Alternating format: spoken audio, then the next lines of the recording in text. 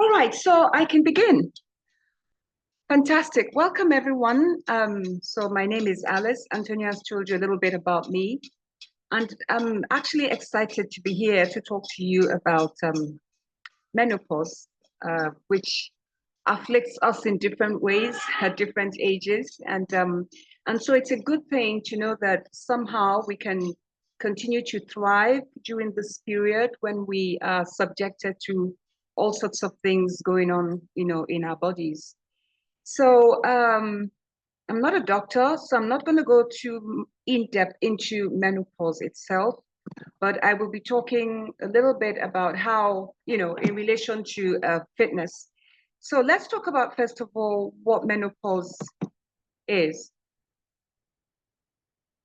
So menopause is a natural biological transition in a female, and it marks the period between the end of a woman's menstrual cycle and when it ends. And typically, the average age is about 52 years.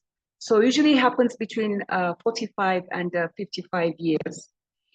Now, during this time, the problem is there is increased risk for all sorts of things like cardiovascular disease, musculoskeletal issues, depression, decrease in mineral bone density, and decrease in muscle mass.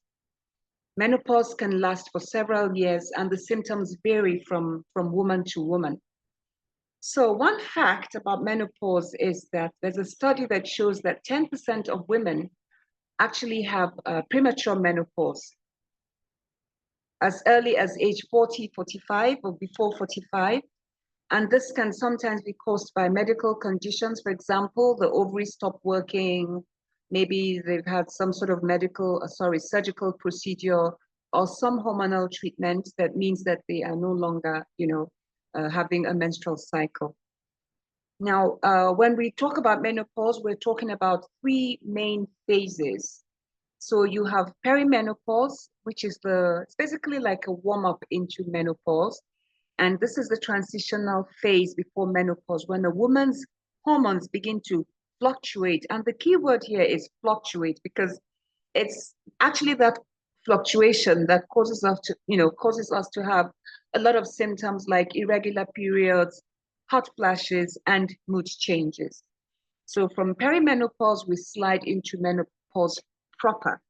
And this is officially diagnosed after 12 consecutive months without a menstrual period.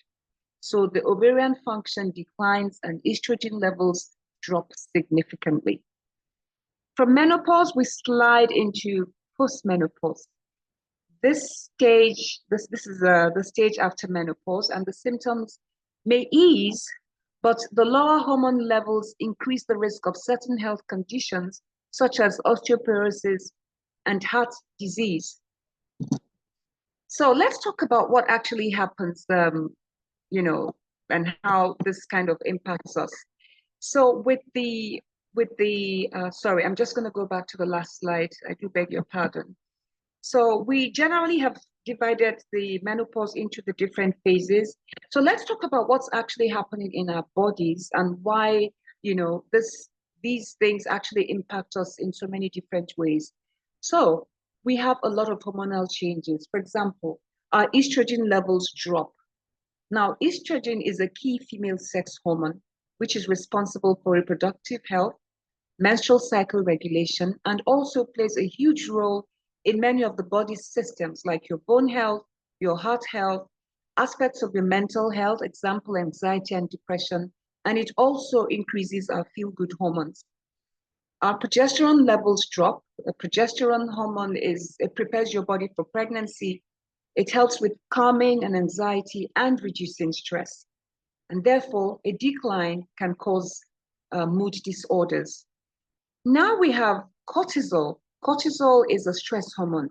So what happens is that when the estrogen levels drop, the body is less equipped to handle stress and may result in chronic elevated cortisol levels. And this can, for example, result in excess fat storage in the abdomen. Now, we know also that we have HRT, which is a hormonal replacement therapy, which can help to alleviate some of these symptoms. I think there are about two, estrogen only or estrogen plus treatment. I think about a doctor would speak better about this. We know that HRT is effective for alleviating menopausal symptoms like hot flashes, bone loss, fractures, and so on. However, according to the North American Menopause Society in 2022, there appears to be a link between HRT and certain types of breast cancer. Again, however, risk would depend on the length of use, the type of therapy used, age started, and family history. All right, so let's slide into the next one, and we will learn here about the different types of symptom which have been classified. As you see, you have vasomotor, psychosocial symptoms, physical symptoms, and sexual symptoms. Now, with the vasomotor symptoms, we're looking at hot flashes, night sweats, and sweating. Psychosocial symptoms, we're looking at anxiety, mood swings, negative body image, depression, and brain fog. Physical symptoms include body aches, musculoskeletal issues, fatigue, insomnia, and weight gain. And for sexual symptoms, we could have vaginal dryness, urinary issues, loss of libido, and pelvic floor dysfunction. So these are, there are other symptoms that are not necessarily in this list that can also be caused by menopause. So now we're diving into the main aspect, which is why fitness matters. So supporting your body through menopause and perimenopause isn't just about symptom relief. It's about long-term wellness. Regular movement, balanced nutrition, and stress management can help ease physical changes, improve emotional well-being, and reduce future health risks. Some of the benefits of fitness: it boosts your metabolism, it helps you to manage your weight better, it increases bone density, it regulates hormones, and it reduces things like hot flashes. Some mental benefits are improved mood and better management of anxiety. And generally, long-term benefits of fitness are increase in bone density, weight management, regulation of hormones, boosts your metabolism, improves mood, and helps you manage anxiety, and also therefore supports mental health.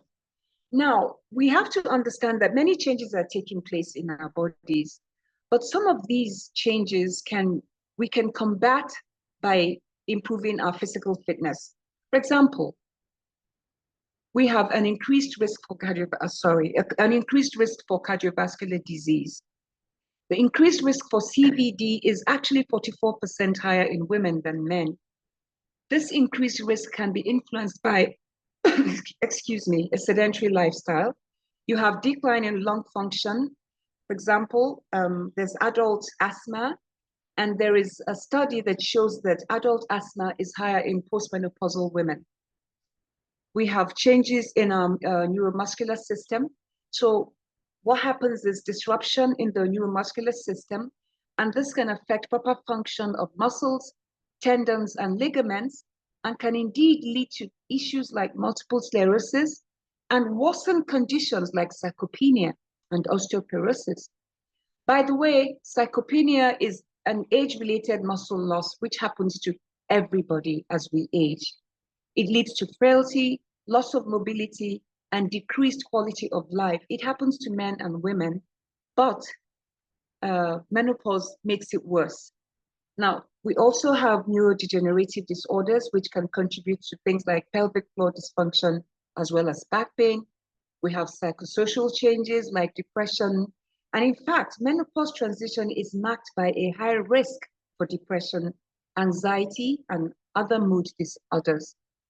Menopause is, quote, often called the window of vulnerability for depression, and women with a higher history of depression are more vulnerable at this time.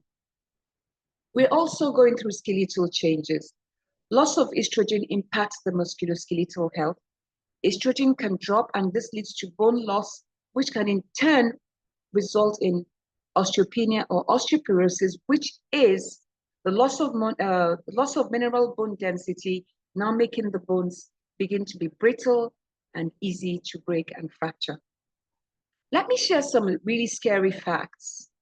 According to the Endocrine Society in 2022, 1 in 2 menopausal women will have osteoporosis. Most of them will suffer a fracture, and 20% will die due to their fractures. Research shows that after an initial fracture, the risk for another fracture more than doubles in the next 6 to 12 months. Isn't that scary?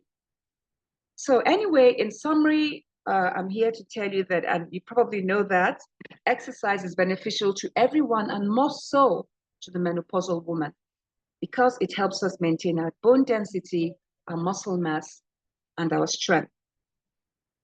The general physical guideline for menopause are basically the same as for other adults. The United States Department of Health and Human Services in 2018 recommend that all adults participate in moderate aerobic activity for at least 75 minutes a week. In addition, and this is very important, in addition, adults should perform strength training exercises at least 2 times a week. So we're going to move on to the next slide and talk about the types of exercise. We have cardiovascular, strength training, flexibility, balance, and mindfulness. We'll talk about cardiovascular first.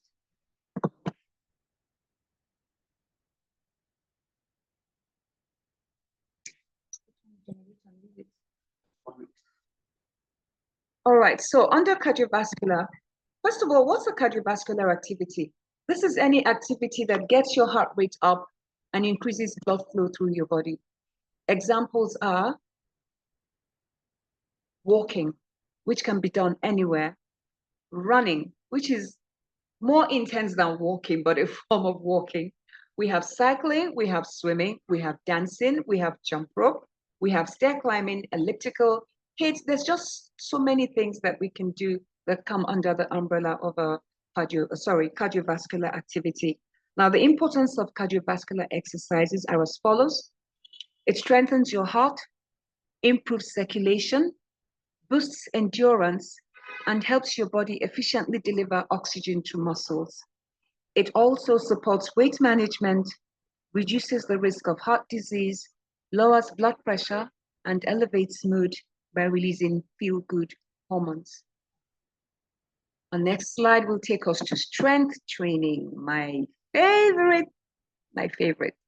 So let's talk about strength training. Here, in this form of exercise, we use weights or resistance to build muscle strength and endurance. So you can use your own body weight, you can use resistance bands, you can use kettlebells, you can use machines, or any equipment indeed. So examples of things that you can do are weightlifting, plyometrics, also known as jump training. These are explosive movements that involve rapid stretching and contracting of muscles to build power, speed, and coordination. We have isometric exercise, which is basically where you hold a contraction for a period of time to build muscular strength. So benefits of strength training: you increase your muscle strength, endurance, you improve your bone density. Now, this is important because as we've discussed before, as your estrogen levels drop, you also have reduced mineral bone density. And like I said, it leads to the weakness of your bones. The bones become brittle. But strength training is known to actually improve mineral bone density in your bones. You have the risk of reduced risk of injury. It enhances your metabolism, speeds up your metabolism. You have better balance and control, and also it improves your confidence. So with strength training, you can preserve your muscle mass and bone density. You can increase metabolism, reduce anxiety and depression, and improve joint stability. It is recommended to do this 2 to 3 times a week, your full body, your whole body. You want to lift as heavy as you can, but train safe and with proper technique. So it is always advised, by the way, to do a health check if you are new to exercise and are within the relevant age group that we are here to discuss. So next we'll talk about flexibility. Just gonna go on to my next slide.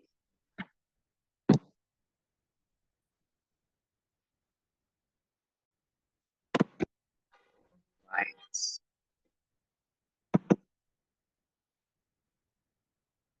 Sorry, I have a slow laptop. Trying to get to my next slide. Okay, no, not that one. Bear with me, folks.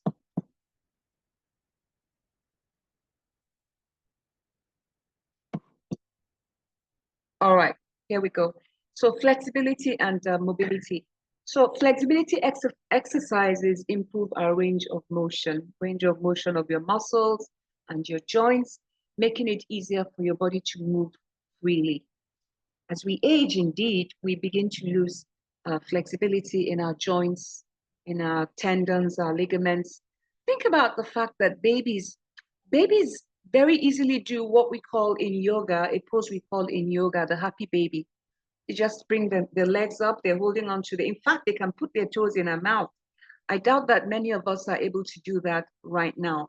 So these are skills, motor skills that we actually lose as we age and even get worse with menopause.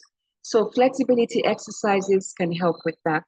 Examples are stretching, yoga, Pilates, Tai Chi, and deep breathing exercises. These improve your posture, reduce pain, and generally make you feel better. So we also have balance and mindfulness, but that kind of comes under the umbrella of things like yoga and Tai Chi. But what these do is they enhance cognitive function, help you to regulate your emotions, improve your balance, your core strength, and therefore, if your core strength is strong and your balance is good, you reduce the risk of falls. And it's when you fall that you may, unfortunately, now have a fracture. All right, so that being said, we're going to move on to actually nutrition, what we eat. Okay, the slide is stretches. Okay. All right, so I missed this. So this is basically talking about the benefits of stretching.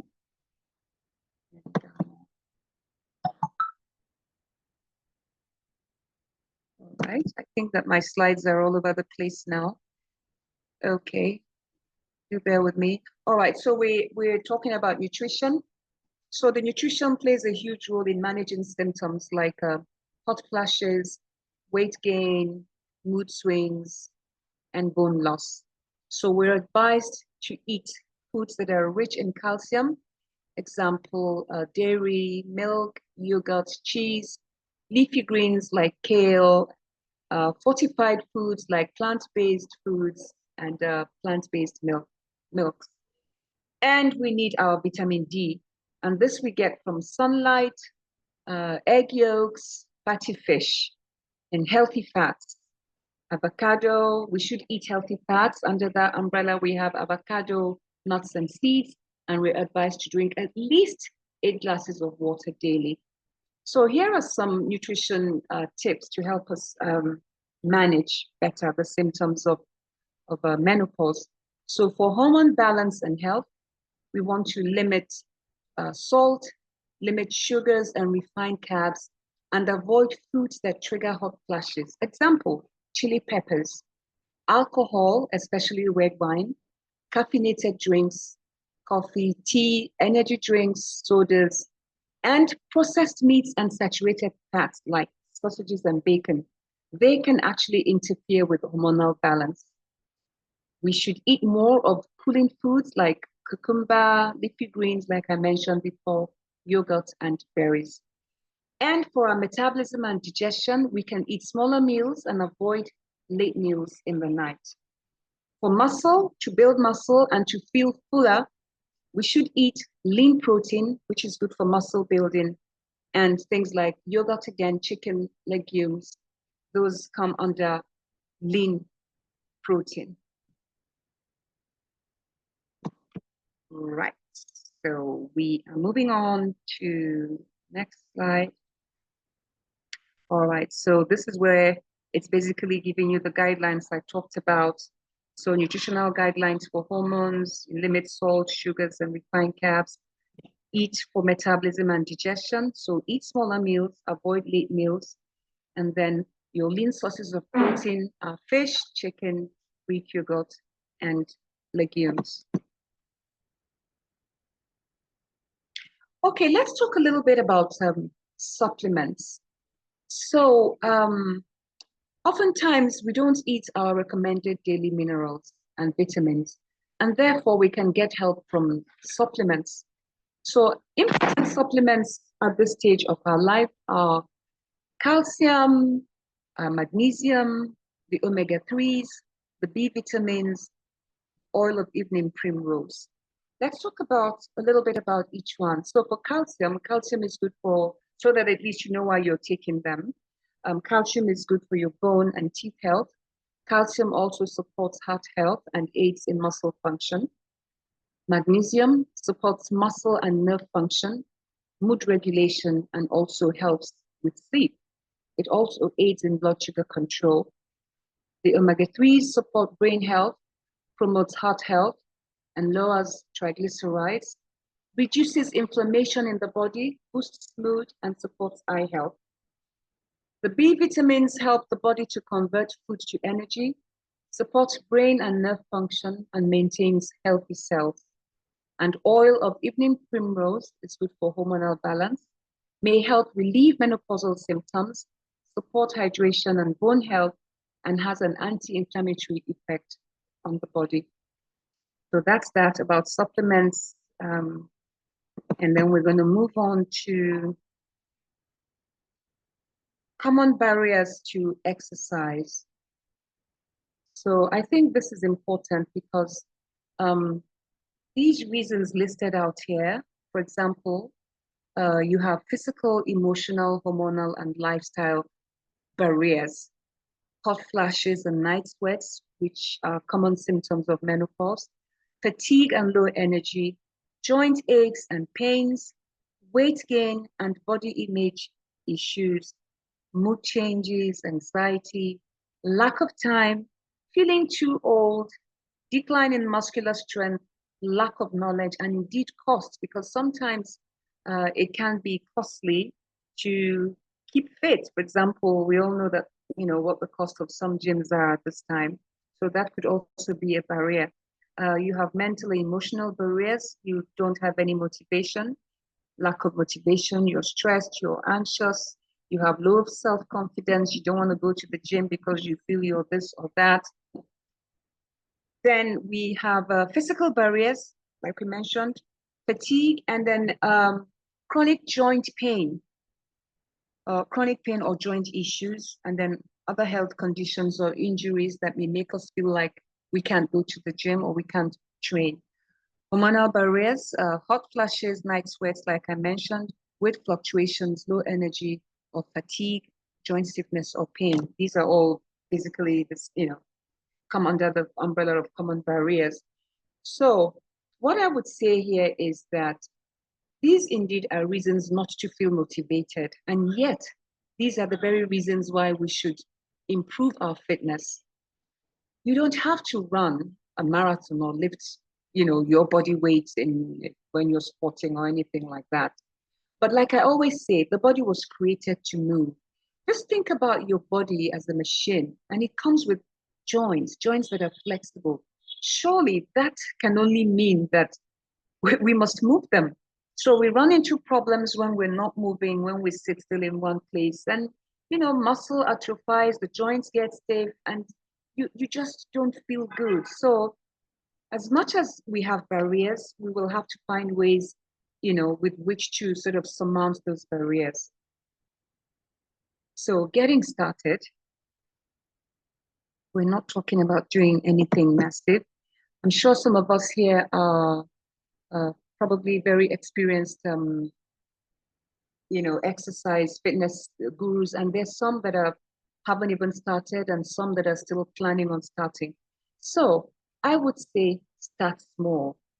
Example, start with low impact activities like walking, for example. Anybody can walk. Just put on a pair of shoes and off you go. Yoga, these are safe. And these are easy exercises. And they're, for example, with yoga, yes, yoga can be intense, but yoga can also be very, very gentle. So these are places to start with.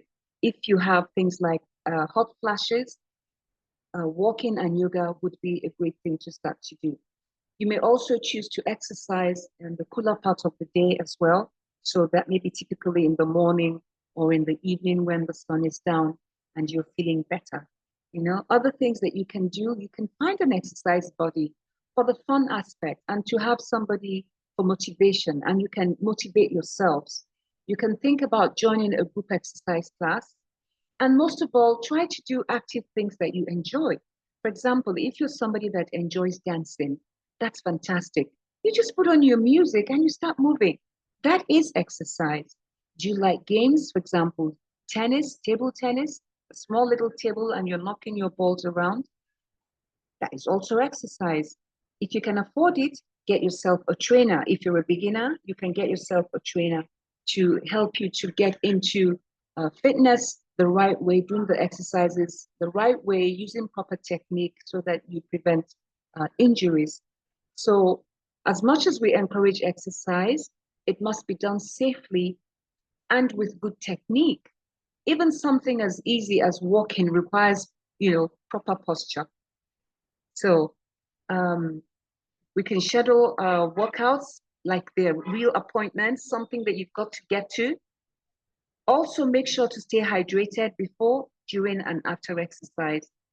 Wear breathable clothing that's light so that you're able to sweat and sweat the heat out of your system.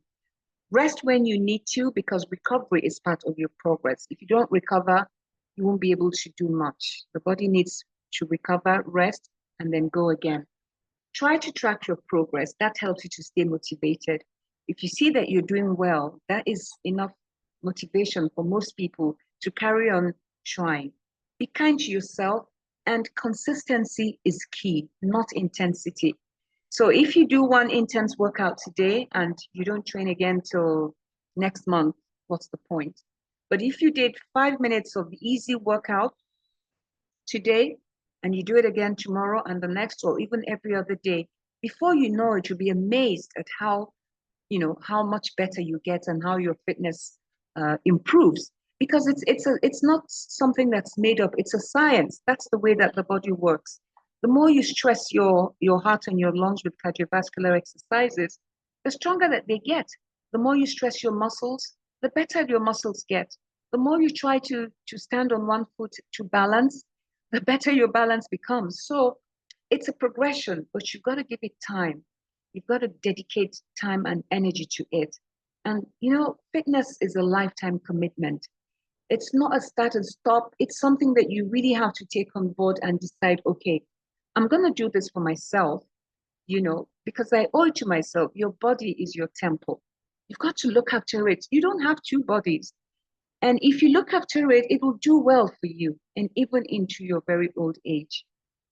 All right, guys. The other thing is that there are also resources that can help us in this journey of fitness. So, if, for example, you don't have access to a gym or a trainer or a friend or a group exercise, there are other resources out there. There are apps out there that can help you. Some free apps I'm aware of are MyFitnessPal, Fit On, Carrier, and the walking app pedometer by Leap Fitness. They can help you to teach you how to do the exercises and help you track your progress. And this is definitely a good place to start as well if you don't have any other source or any other place to turn to be able to get your exercises. All right, I think I'm pretty much done with this. So what I wanted to do, if it's okay, Antonia, I'm not sure. I would have wanted to show you, do a sort of a demonstration of some exercises. You can Um, go ahead. You're free. okay, so I'm going to be demoing some exercises. We'll start with warm up and mobility and things I would like you to do. You don't have to do them, but you can watch. And if you want to go along and do them with me, that's fantastic. And then we're going to do some exercises for our chest, our back, our thighs, glutes, just the major muscle groups. And then we're probably going to do some stretches. Now, what I can guarantee is, and you, Antonia, you're just going to have to forgive me for this.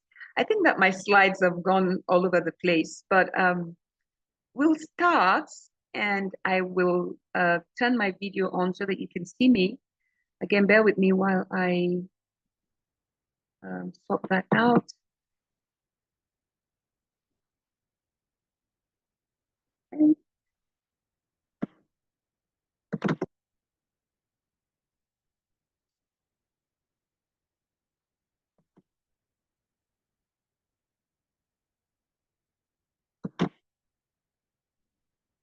Okay, so I think your camera is already on. So what you Okay. need to do is stop sharing screen.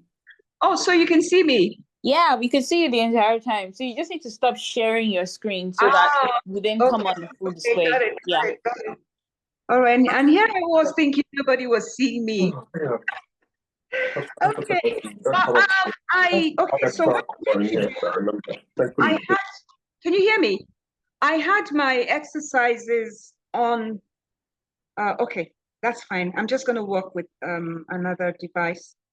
All right, so I can be seen now properly. I'm going to stand up because I will need to be standing.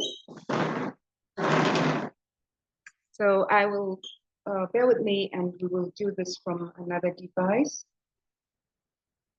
Okay, so we're going to start with some mobility warm up. We're going to start with shoulder rolls. We're going to start with, so we're going to place our fingertips on our shoulders. As a matter of fact, a lot of women start to suffer from shoulder problems when they become menopausal. Again, because of the drop in estrogen, it can affect our joints, and you start to have a lot of pain that you don't know where it came from. So we start with shoulder mobility. We're going to place our fingertips on our shoulders, and we are going to circle forward, big circles. So I'm just going to do 5 forward and back. So big circles, inhale and exhale. Bring the elbows in, inhale. Exhale, breathe out, inhale. Exhale, breathe out, a couple more. And one more. Then we reverse. We reverse, same thing, but reversing. So we're trying to loosen the shoulders. We're trying to get circulation into the shoulders so that the shoulders can move better. All right, so that's done for the shoulder. Now we will mobilize the chest and the back. So we're going to round, push the chest in, stretch the chest open, chest opens, round again, inhaling, exhaling. So you're coming into a C shape, exhaling, loosening the chest. And one more. Good. Now we're going to bring this down to the hip, place the hands on the hip. We're going to circle, forward, back. So there are different kinds of things that you can do for mobility. So typically, when you start your workout, you want to start with dynamic mobility, right? So the exercises are dynamic, your stretches are dynamic. They are not passive, not at this time, not until after you finish the session. So that is for the hips. Then we're going to go into the joints. You're going to pick the leg up, circle, tap it down, up, circle, tap it down. We're opening up the hip. Another area that tends to get tight, we reverse, forward. Now, when you're doing this, you want to keep your arms pulled in. Your core is tight. And one more. We're going to do this on the other side. Big circle. 1, 2, 3, 4, and 5. Coming back to the back of the legs, your hamstrings, we're just going to kick forward, And as you do these, you're going to feel a stretch in the back of your legs. So we're going to get the whole body nice and warm. The thing is, if you don't do these things before you start working out, right, your muscles are taut, joints are stiff, and that's when you're prone to injury. We're going to reach over, stretch to the side, to the right, and to the left, and to the right, and to the left. A couple more, right, and left. Okay, so that's the stretching done. Now we are going to move to our core. So what I'm going to do, Antonia, is move my device down to my mat. Can you see that? Can you see my mat? Hello? Shall I go ahead? Okay, fine. Thank you for that. Awesome. Okay, so I'm going to go down on the floor and I'm going to do some exercises for the core. So that's what we're going to do. It's going to be, we're going to do what we call a heel dig. This is very easy. Anybody can do this. And these exercises, they're different progressions. We're going to start with the abs. I'm going to lie on my back, hands on the floor. I'm going to bring the legs up. Your knees are on top of your hips, and your ankles are in line with your knees. Hands on the floor. You want to make sure that your lower back is in contact with the mat, right?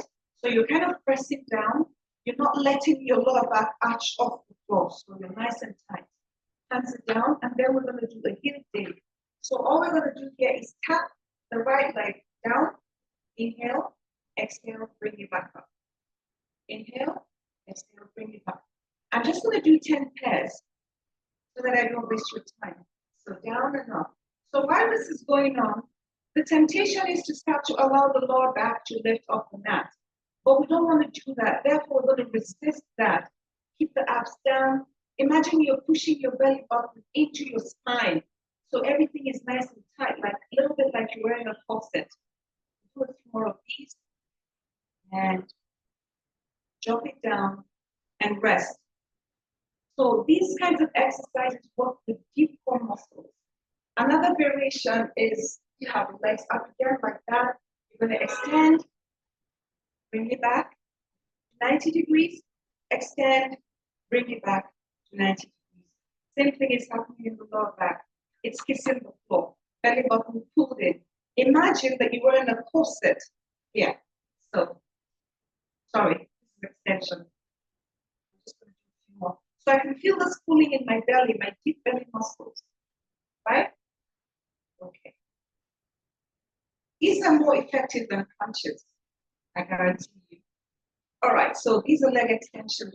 And then one more exercise we're going to do would be the plank. I'll show you variations. We're going to turn around. We'll start with the easy plank. So basically, a plank is exactly what it says. You're going to be like a plank.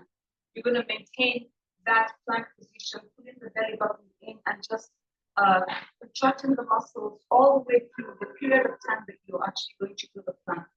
So we're going to come from here, elbow under the shoulder. You're looking ahead. You're going to lift your hip off the floor, and you have a pelvic tilt going on. Putting the belly button in, and just being here for 20 seconds, 1 minute. So you can generally build up the time, right? Easier version, drop down to your knees. This is a lot easier.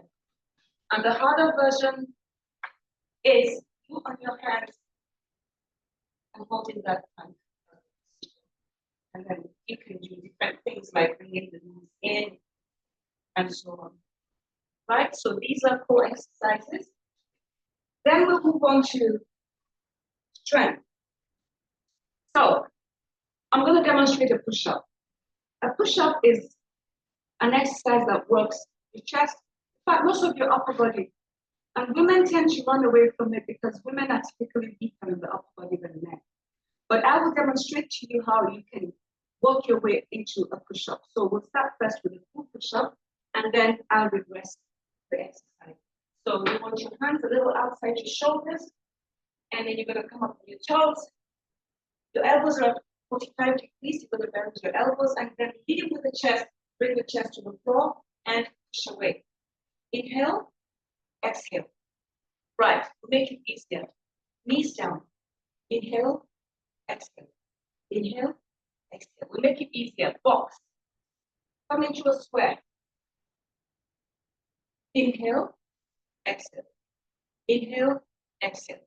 You can do this on a wall. The problem is you won't be able to see me doing it on because you have my back view. But you can do it on a chair as well. So for example, I'm going to show you.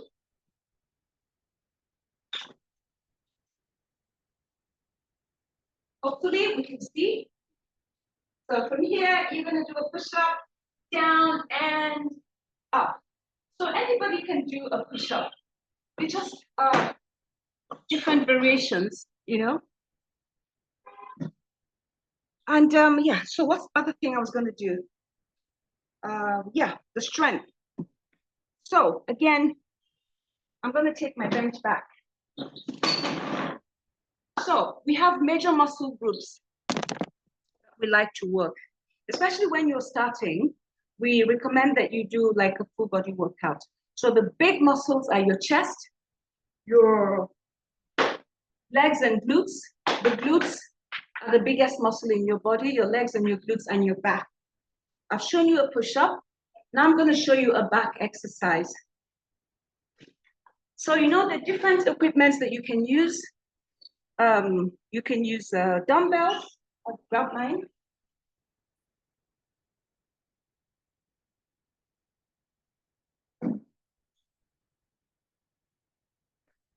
Dumbbells, kettlebells, these are light weights, but I'm just going to use them to demonstrate. So we've done push-ups now for squats. So this is a typical squat. You want your feet a little outside your hips. So imagine you're standing on the face of a clock. Your left foot is on 11 o'clock, your right foot is on 1 o'clock. At all times, your knees are tracking your toes. All you need to do is sit down and push yourself back up. Sit down and push yourself back up. But there's a technique to it, of course. You want to think, imagine that you're in a public toilet. You want to do your business, but you don't quite want to sit. Ladies, you know how it is.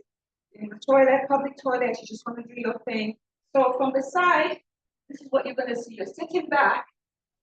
But one common mistake is this, but no, this is what we want. So squats, you can do body squats, body weight squats. You can do weighted squats, so you can add some resistance.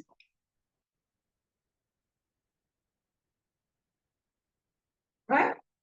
It could be kettlebells, it could be dumbbells. And then, if you can do those, you can do the chair sit. So you can just sit in your chair and stand up. Sit and stand. So this is a place to start if you're not strong enough to do the squats, or you're not brave enough as of now to do the squats. We're going to work your back with a band. So I'll just show you something different. So we'll use a band this time. We're working the back muscles. Sit down. And we're doing what we call a row. We're going to put the band over the feet. We're going to sit nice and tall, grab the band, make sure you have enough tension. And we are going to row and bring the elbow in. The body is nice and tall. Allow the arms to lengthen and pull. So here you're working your back muscles. You can do the standing. So you come into a hinge, and that is a back exercise. So I've shown you 3 major exercises for the big muscle groups. The one sec. Sorry guys, let me just settle down again. So yeah, so those are some exercises for your big muscle groups. And of course, there's smaller exercises for your biceps, your triceps, and all that. Before I sit down, actually, I need to show you one more thing. Very, very crucial, stretches. So like I said, at the beginning, you're doing the beginning of your workout, you're doing dynamic stretches. And at the end of your workout, you're doing passive stretches. So these are the stretches where you actually hold the stretch for a period of time. So, for example, we're going to start with the legs. So always make sure you stretch each body part, especially if you've worked it. We start with the legs. I hope this is not in the way. I'm going to lie on my back. And we'll start with the hamstrings. So extend the leg up, grab, and pull. So, Ma, we can't see you when you lie on your back like that. Okay, that's fine. Thanks for letting me know. Let me adjust that. Is that better? Can you see the mat? Once you can see the mat, you can see me when I get down. Yes, we can see the mat now. We can see the mat now. Awesome. Okay. All right, so this is me here. Extend the leg up, grab where you can reach, ankle, calf, knee, whatever you can reach, and pull. You're stretching your hamstring. Now, you just want to feel tightness, not pain. It shouldn't be painful, but you should have like a tight sensation to, know that you're actually stretching the muscle. You want to hold each stretch for at least 20 seconds to get into the belly of the muscle. So that's your hamstring. We're going to stretch your glutes. You put your ankle on the opposite knee, follows the before stretch. Grab the bottom leg and pull, and you're creating a stretch in here. And sometimes you'll be amazed that once you start stretching, a lot of aches and pains that you think you have, they go away. From my experience. So we're going to stretch the front of your thigh. You're going to lie on your elbow. Extend the bottom leg. Grab the top foot where the shoelace is.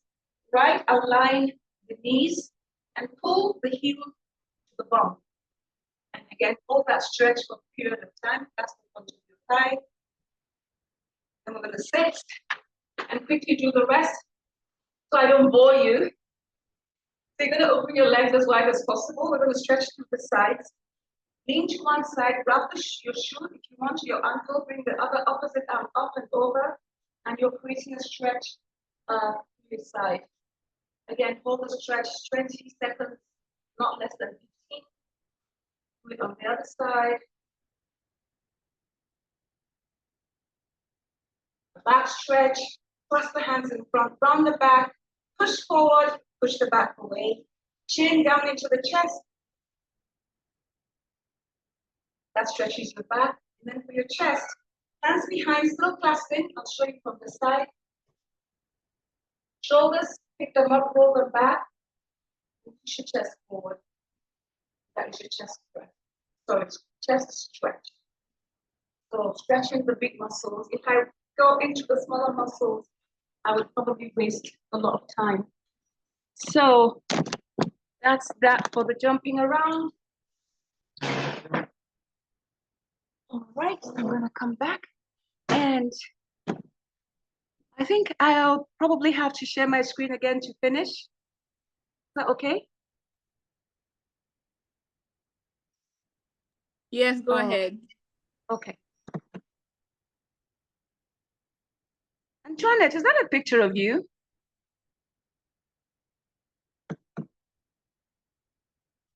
Yes, that's a picture of me.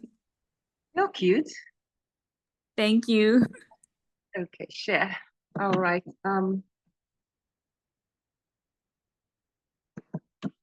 Just bear with me. I think it should come up full screen now.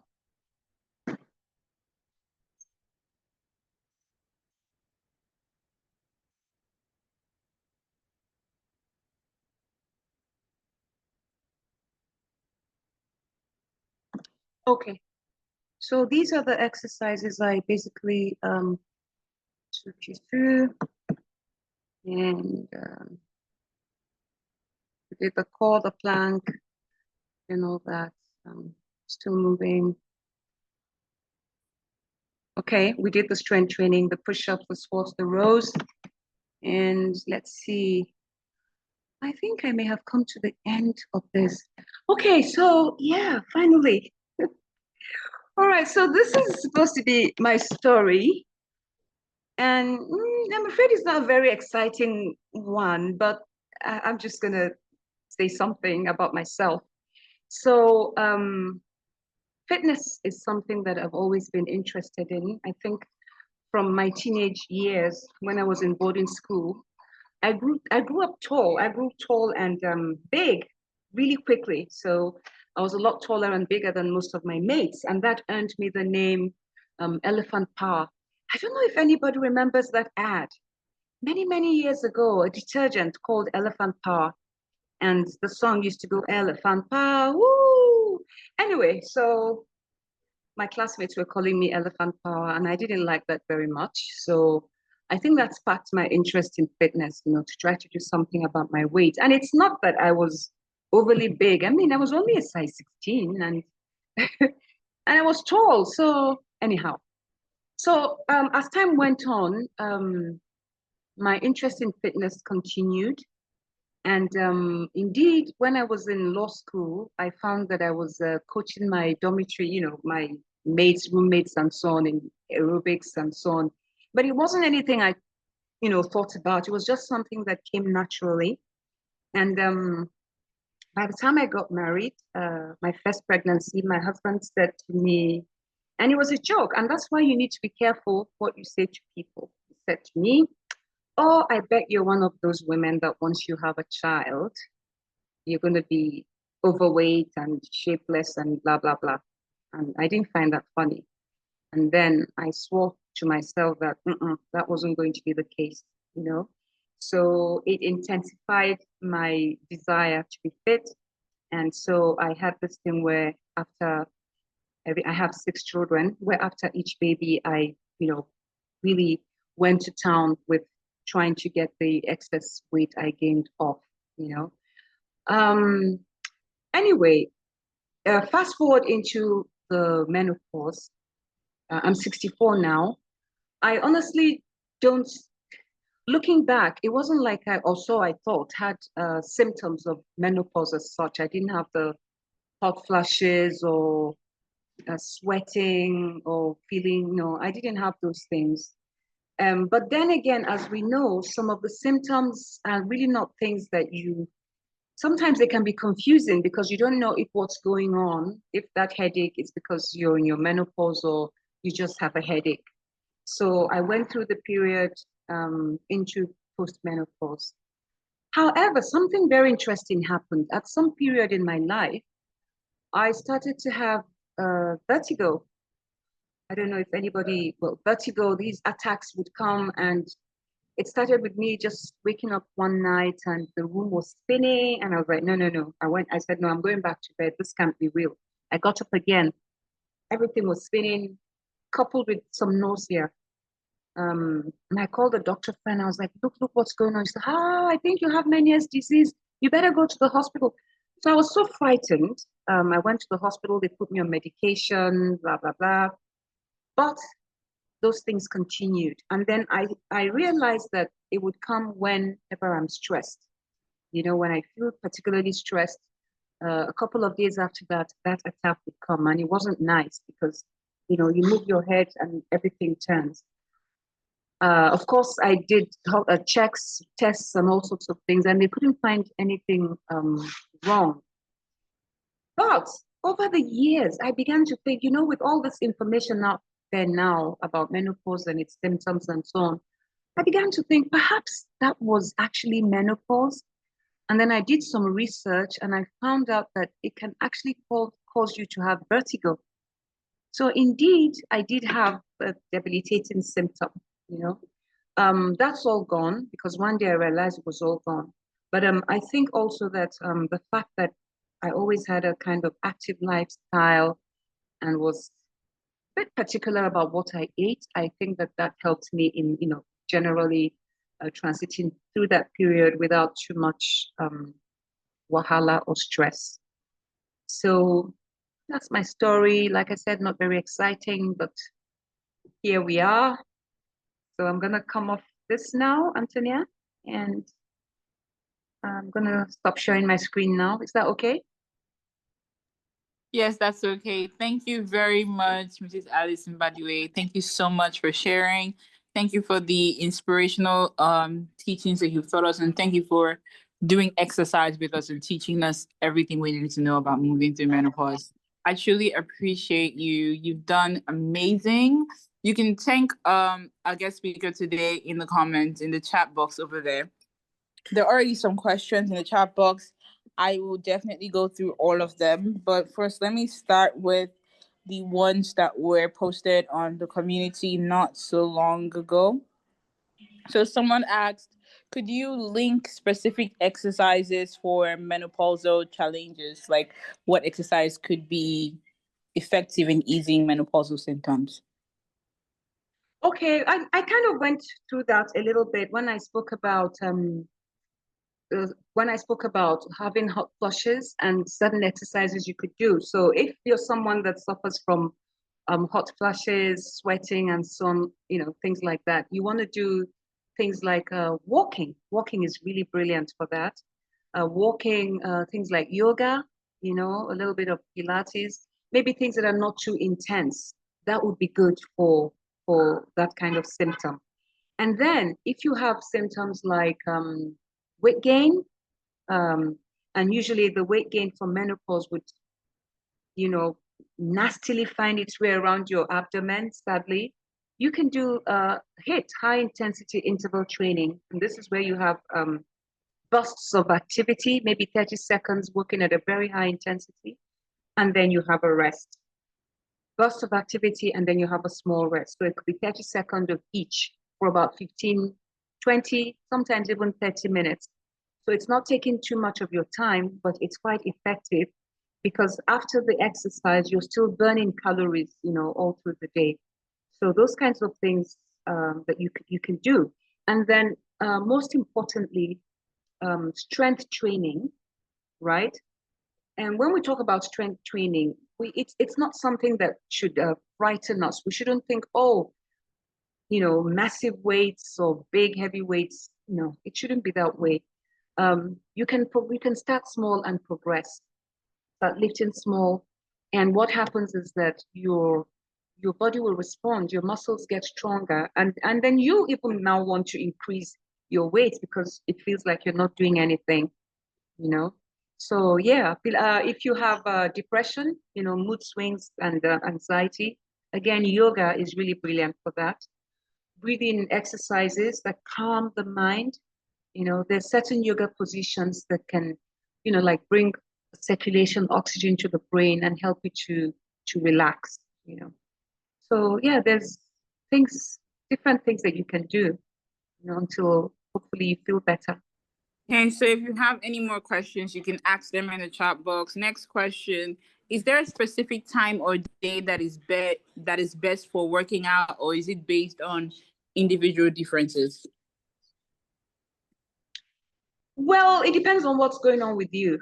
If your issue is sweating and hot flashes, then you want to work out in the cooler part of the day. So typically morning hours and evening hours would be the best time, for you to work out so that you don't intensify or trigger, your symptoms.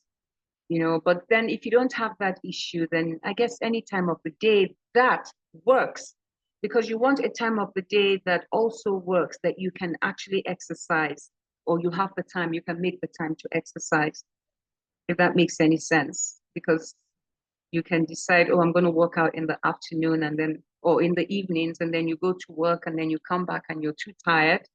Meanwhile, you could have done it in the morning, so those are just things to look at. Okay, so next question: how vigorously should I exercise after a meal, and what type of exercises are best after a main meal? Well, my question would be, why would you want to exercise after a meal, a main meal? I mean, you should ideally wait at least 2 hours for the meal to settle before you start jumping around. Ideally, you can actually have your food come up if you were doing, for example, aerobic activity. For example, you're jumping around, you can actually feel the food come up, like you have some kind of reflux. So it's advised, of course, people do what they like, but it's advised that you wait at least 2 hours before you exercise. So that means that you should plan plan your meal, the timing of your meal. Besides, you're not going to really feel good if you have a full stomach and maybe you're running on the treadmill or you're lifting weights or you're doing a yoga pose where you're upside down. You know what I mean? It won't make any sense. So my advice is please um, allow your food to digest a bit, at least an hour and a half, at least. Okay, next question. Can injuries from exercising be avoided or minimized? Big time, big, big time. And that's why I'm very big on technique. So it's not just enough to say, oh, I'm going to train, I'm going to do. It's got to be done safe because, guys, there's some injuries that when you have, you may never really come back from. So you want to make sure that you're applying the correct technique. You want to make sure that you're not ego lifting. So, for example, you just joined the gym and then you see other people lifting 20 kg and so on, and you just want to, just to look like you know what you're doing. No. And you go to the gym and you see somebody doing something and you just start doing it. Injuries can be avoided in so many ways. So, first of all, you want to make sure that you're warm. So, you have to do your warm up, you know, like the mobility drills I showed you, they're all sorts. So you must make sure that you're warming up your body. So the warming up prepares your body, your nervous system to understand that there's work coming, right? It gets circulation into your joints. So the joints can move freely and better, and you're moving in a way that your body should be moving. Those help you to prevent injuries, right? When you do have little niggles, you might want to just back up a little bit to see where is this going. If you do have an injury, please allow your injury to heal.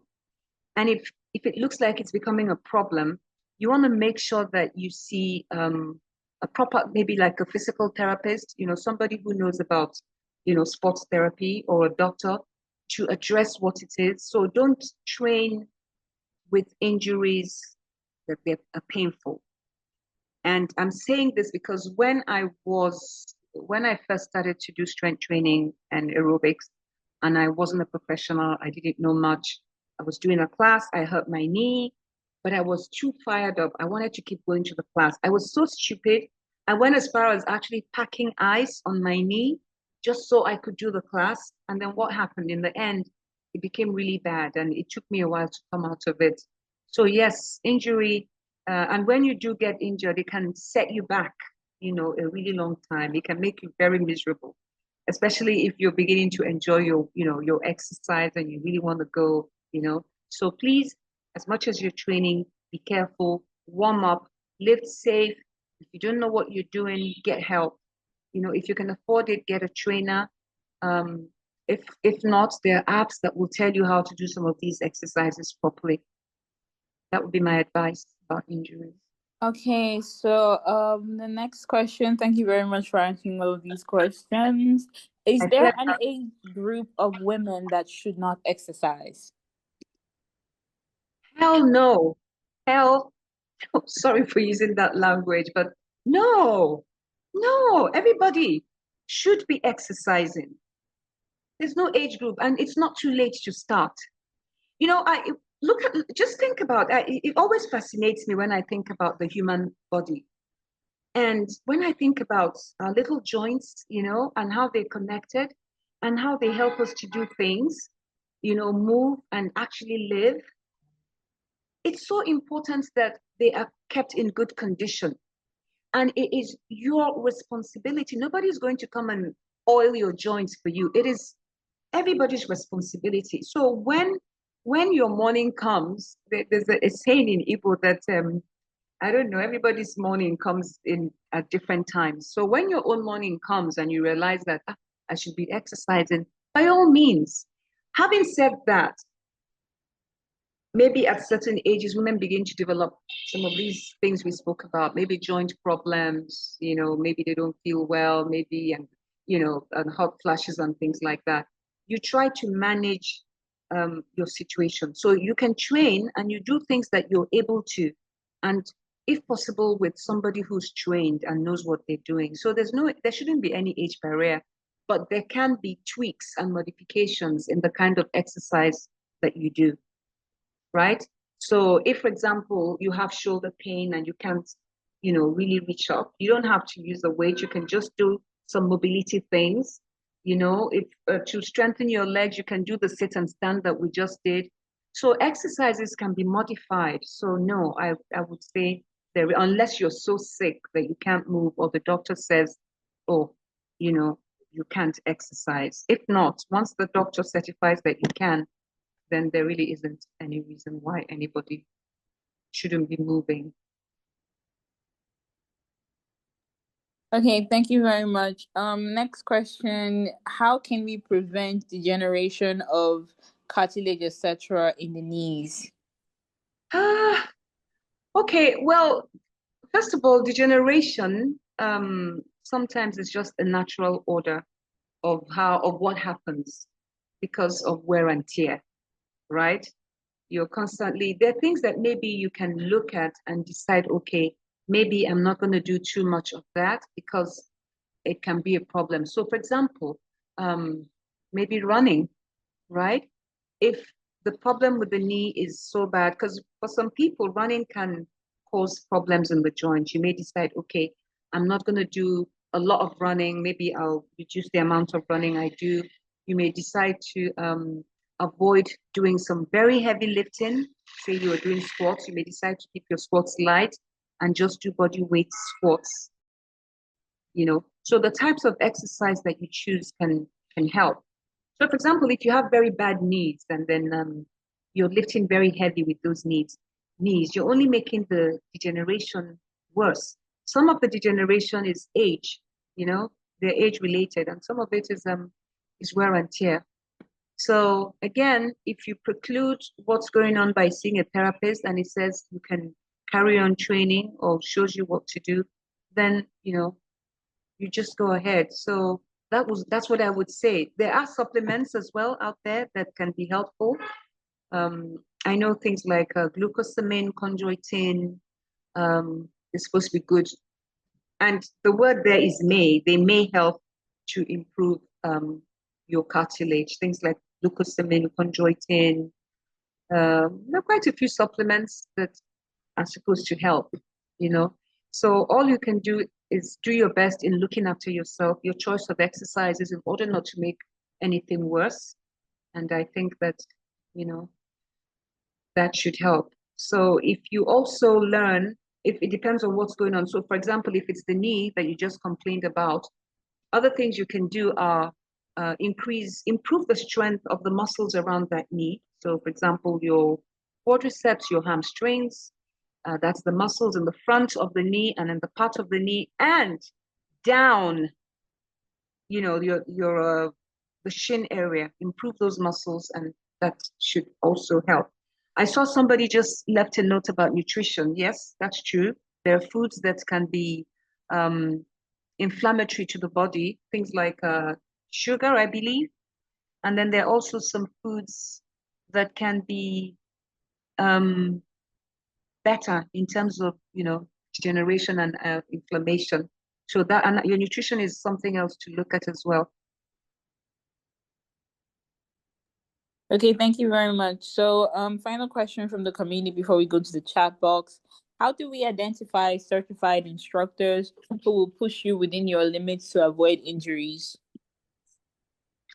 Well, you can always ask for their certification.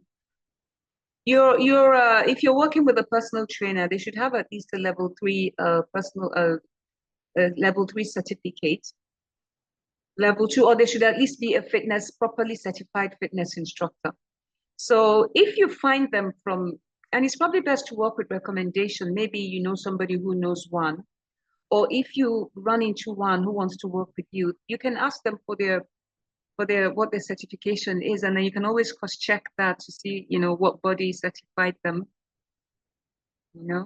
If they're with a gym, it's generally safe. But having said that, I've also seen things that are being done that I kind of like look at and, but, it is what it is. So ask. No harm in asking, because it's your body. And then you should also, because everything, like I said, is progression. So if you feel that you're being pushed too much, you can always complain and say, look, I don't think, and then it's supposed to be a collaboration. So if you have an injury, for example, you shouldn't be forced to do something that hurts. There's pain from injury, and then there's pain that is maybe a muscle that is working hard and lactic acid has built up and you're feeling like it's burning. It's a different sensation. If it's something that's hurting, in an uncomfortable manner, you should speak up, you know. But the ideal thing is to work with a certified instructor.